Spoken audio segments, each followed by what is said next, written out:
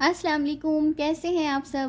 I hope کہ آپ سب ٹھیک ہوں گے۔ آج میں آپ کے ساتھ شیئر کروں گی حضرت ابوبکر صدیق رضی اللہ عنہ کا خوبصورت ترین واقعہ۔ تو چلیے ویڈیو کو سٹارٹ کرتے ہیں۔ جب حالات مکہ کے بہت کٹھن ہو گئے اور اللہ سبحانہ و تعالیٰ کی طرف سے ہجرت کا حکم آنے والا تھا، تو حضرت ابوبکر رضی اللہ عنہ کو نبی صلی اللہ علیہ وآلہ وسلم نے کہا کہ اے ابوبکر رضی اللہ عنہ، تیار رہنا، امر الہی کے آتے ہی ہم اس شہر کو چھوڑ دیں گے۔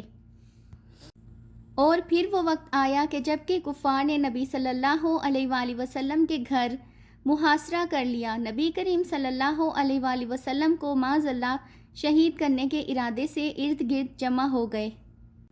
نبی کریم صلی اللہ علیہ وآلہ وسلم نے ہاتھ میں خاک پکڑی اور سورہ یاسین پڑھتے ہوئے ان کی آنکھوں میں جھونکتے ہوئے نبی پاک گزر گئے اور انہیں پتہ بھی نہ چلا، اور وہ لوگ مکان کا محاصرہ کیے ساری رات کھڑے رہے۔ صبح بستر سے حضرت علی رضی اللہ عنہ اٹھے تو نبی کریم صلی اللہ علیہ وآلہ وسلم تو چلے گئے اور حضرت ابوبکر صدیق رضی اللہ عنہ کے گھر پر تشریف لے گئے۔ اب دروازے کو دستک دینے لگے تو آواز آئی، حضور میں حاضر ہوں۔ حضرت ابوبکر صدیق رضی اللہ عنہ تیار کھڑے تھے تو حضور صلی اللہ علیہ وآلہ وسلم نے کہا، ابوبکر تم تیار ہو؟ تو کہا، حضور آپ نے کہا تھا کہ تیار رہنا، کبھی ہجرت کا حکم آ سکتا ہے، تو میں تو اس دن سے تیار رہتا ہوں کہ کب حضور آئیں اور جو فرمائیں میں وہی کروں۔ اور وہاں سے لے کے نبی صلی اللہ علیہ وآلہ وسلم کو وہاں تک گئے، اور جبل سور کی چوٹی پر وہ غار ہے۔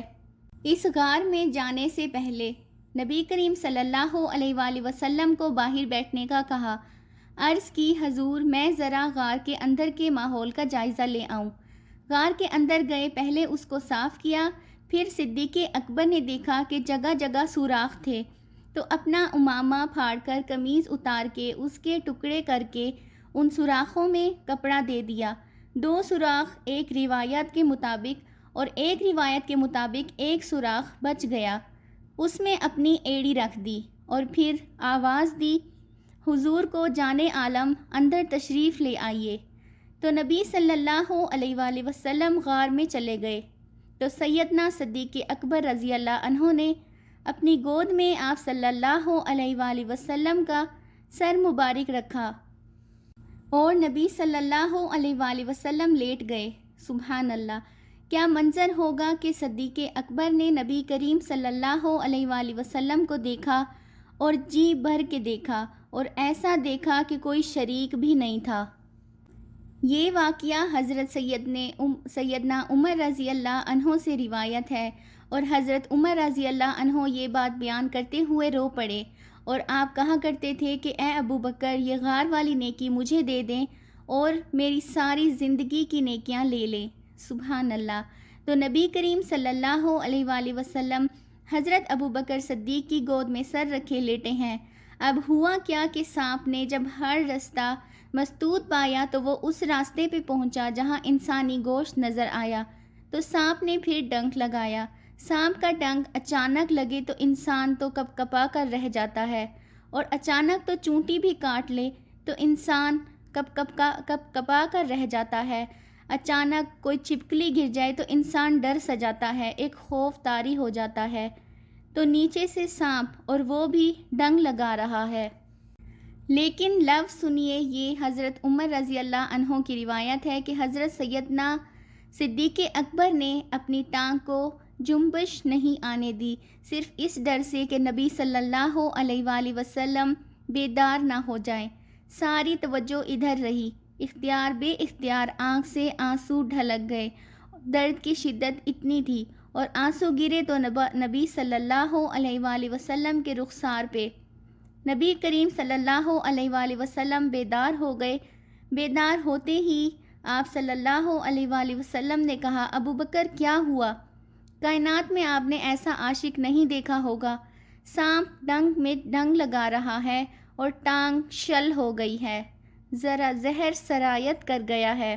حضرت ابوبکر رضی اللہ عنہ نے جواب دیا، حضور میری ماں بھی آپ صلی اللہ علیہ وآلہ وسلم کے قدموں پہ قربان، میرا باپ بھی آپ صلی اللہ علیہ وآلہ وسلم کی راہوں پہ نچھاور، مجھے سانپ نے ڈس لیا ہے۔ تو اس مشکل وقت کے اندر بھی ادب کا کرینہ نہیں چھوڑا۔ جب معراج کا واقعہ ہوا تو یہ بہت عجیب و غریب واقعہ تھا۔ تو نبی صلی اللہ علیہ وآلہ وسلم نے جب اعلان کیا اور بتایا کہ اللہ نے یوں مجھے خلوتوں میں بلایا، تو قریش نے سمجھا کہ اس سے بڑھ کر اور موقع کیا ملے گا پروپیگنڈا کا۔ تو کہا ابو بکر کوئی نئی بات سنی ہے؟ تو کہا تم سنا دو۔ کہا اگر کوئی کہے کہ رات کے مختصر تنہائی میں مسجد حرام سے مسجد اقصیٰ تک پہنچا ہوں، پھر وہاں سے واپس آ گیا ہوں، تو بات ماننے میں آتی ہے؟ آپ رضی اللہ عنہ نے کہا بالکل ماننے میں نہیں آتی۔ اتنے مختصر وقت میں مسجد اقصیٰ جائے اور پھر لوٹ کے بھی آ جائے، کم از کم 2 ماہ تو چاہیے۔ 1 ماہ جاتے ہوئے لگتا ہے اور 1 ماہ آتے ہوئے لگتا ہے۔ کوئی چھو کے بھی آئے تو 2 ماہ چاہیے۔ تو سمجھا وہ آدمی کہ لوہا خوب گرم ہو گیا ہے، اب چوٹ ٹھکانے پہ لگے گی۔ تو کہا ماننے میں نہیں نہ آتی؟ تو کہا بالکل بھی نہیں ماننے میں آتی۔ تو اس آدمی نے کہا پھر تیرا یار ہی تو کہتا ہے۔ تو حضرت ابو بکر رضی اللہ عنہ نے فرمایا وہ واقعی کہتے ہیں؟ تو اس شخص نے کہا ہاں انہی کا کہنا ہے۔ تو حضرت ابو بکر رضی اللہ عنہ بولے اگر انہوں نے کہا ہے تو سچ کہا ہے، میں تصدیق کرتا ہوں۔ کہا ابھی تو تم کہہ رہے تھے کوئی کہے تو ماننے میں نہیں آتی۔ تو صدیق اکبر نے کہا کوئی کہے تو اب بھی نہیں مانوں گا، اور وہ حضور کہیں اس سے عجیب واقعہ بھی کہیں تو مان لوں گا۔ علماء نے لکھا ہے یہ وہ وجہ تھی جس کی وجہ سے آپ رضی اللہ عنہ کو صدیق پکارا جاتا ہے، معراج کی تصدیق کی اور صدیق کہلائے۔ صدیق تصدیق سے بھی، اور ساری زندگی آپ رضی اللہ عنہ نے جھوٹ زبان پہ نہیں لایا۔ آپ رضی اللہ عنہ کی طبیعت میں صداقت رچی بسی تھی، بلکہ ایک مشکل وقت آیا آپ رضی اللہ عنہ پر جب نبی کریم صلی اللہ علیہ وآلہ وسلم پر اللہ کا حکم ہوا اور ہجرت کر کے نبی صلی اللہ علیہ وآلہ وسلم مکہ سے مدینہ کی طرف روانہ ہوئے، تو حضرت سیدنا صدیق اکبر ساتھ تھے۔ مکہ مکرمہ سے جو مدینہ منورہ ہے وہ شمال کی جانب ہے، اور غار ثور مکہ مکرمہ سے جنوب کی سمت ہے۔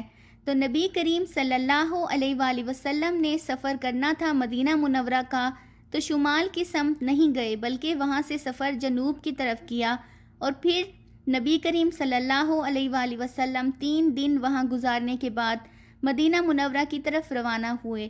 لوگ سارے ادھر ڈھونڈ کے تھک رہے تھے، اور نبی صلی اللہ علیہ وآلہ وسلم وہاں آرام فرما رہے تھے۔ اور 3 دن جب ڈھونڈ کے انہیں کچھ نہ ملا تو آقا کریم صلی اللہ علیہ وآلہ وسلم وہاں سے نکلے اور مدینہ منورہ کی طرف روانہ ہوئے۔ ان لوگوں نے 100 سرخ اونٹ حضور صلی اللہ علیہ وآلہ وسلم کی گرفتاری کے لیے انعام کے طور پر رکھے ہوئے تھے۔ تو مختلف قبائل کے لوگ حضور کو ڈھونڈنے کے لیے نکلے تھے کہ بہت بڑا انعام ہے، 100 سرخ اونٹ ملیں گے۔ ایسے لوگ بھی تلاش کر رہے تھے جو نبی کریم صلی اللہ علیہ وآلہ وسلم کو جانتے بھی نہیں تھے۔ تو راستے میں حضرت ابو بکر رضی اللہ عنہ سے کوئی شخص ملا، تو اسے شک پڑا کہ جن کو میں تلاش کر رہا ہوں وہ یہی نہ ہوں۔ تو اس شخص نے حضرت ابو بکر صدیق رضی اللہ عنہ سے پوچھا کہ آپ کا نام؟ تو انہوں نے کہا میرا نام تو صدیق اکبر ہے، میں ابو بکر ہوں۔ تو اس نے پھر حضور صلی اللہ علیہ وآلہ وسلم کا نام پوچھا۔ اب حضور صلی اللہ علیہ وآلہ وسلم کو وہ لوگ ڈھونڈ رہے ہیں۔ آج امتحان آیا تھا، صدیق اکبر کی صداقت کا امتحان آیا تھا، اور عشق کا بھی امتحان آیا تھا۔ اگر کہیں یہ نبی صلی اللہ علیہ وآلہ وسلم ہیں تو عشق گوارا نہیں کرتا کہ یہ گرفتاری عمل میں آئے، اور اگر کہیں کہ یہ حضور نہیں ہیں تو ابو بکر صدیق کیسے رہیں گے؟ اچھا آج کل تو سڑکوں پہ سائن لگے ہوئے ہیں کہ فلاں راستہ فلاں کی طرف جاتا ہے، اکیلا بندہ بھی اگر نکلے تو منزل پر پہنچ سکتا ہے۔ پہلے تو پہاڑی راستے ہوتے تھے، یا تو لوگ قافلوں کے ساتھ سفر کرتے تھے، یا پھر اگر کسی کو اکیلے کہیں جانا ہوتا تھا تو اپنے ساتھ گائیڈ لے کر جاتے تھے۔ جو راستے بتاتا ہے اسے عربی میں ہادی کہتے ہیں۔ ہادی یعنی رہنما، گائیڈ، جو راستہ بتائے۔ جب حضرت ابوبکر رضی اللہ عنہ سے اس نے پوچھا یہ کون ہے آپ کے ساتھ، تو حضرت ابوبکر صدیق رضی اللہ عنہ بولے یہ میرا ہادی ہے جو مجھے سیدھی راہ پہ چلا رہا ہے۔ تو وہ شخص سمجھا کہ یہ وہ دوسرا ہادی ہے، راستہ دکھانے والا۔ سبحان اللہ، جھوٹ بھی زبان پہ نہیں آنے دیا اور حضور صلی اللہ علیہ وآلہ وسلم کا نام بھی نہیں لیا۔ آئی ہوپ کہ آپ کو آج کی ویڈیو بہت اچھی لگے گی، تو چینل کو سبسکرائب کرنا بالکل بھی مت بھولیے گا۔ ملتے ہیں نیکسٹ ویڈیو میں، تب تک اللہ حافظ۔